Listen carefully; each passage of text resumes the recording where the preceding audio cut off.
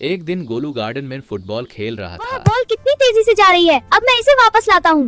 ये बॉल आ गई। खेलते खेलते उसने जोर से बॉल को किक मारी और पड़ोसी के घर की खिड़की का कांच टूट गया। अरे ये मैंने क्या कर दिया।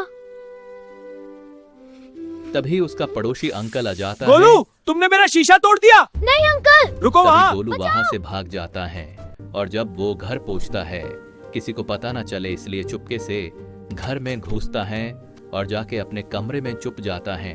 लेकिन तभी उसकी माँ को लगता है कि घर में कोई आया है और गोलू के कमरे का दरवाजा खुला हुआ है। गोलू, तुम ऐसे चुपके क्यों घर में आए हो? माँ मुझे डर लग रहा था। डर किस बात का? ऐसे दारे हुए क्यों हो? और ये बाहर से किसके चिल्लाने की आवाज क्यों आ रही थी? मुझे नहीं पता माँ, मुझे डर लग रहा था। और तभी गोलू के गोलू! घर के दरवाजे पर गोलू! दस्तक होती है गोलू, और गोलू गोलू! उनका पड़ोसी है गोलू, जिसका कांच तोड़ के गोलू! गोलू भाग के आया है।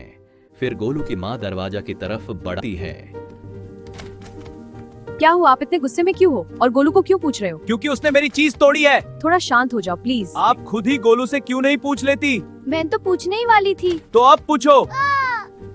मैंने गोलू से पूछा था पर ये तो कह रहा था कि इसने कुछ नहीं किया। आपका बेटा झूठ बोल रहा है। क्या आपका बेटा गोलू झूठ बोल रहा है? जबकि मैंने उसे अपनी आंखों से देखा है कांच तोड़ते हुए। नहीं, आप गलत समझ रहे हैं। मैं सही कह रहा हूँ। गोलू, एक तो तुमने गलती करी, ऊपर से अपनी माँ से भी झूठ बोला।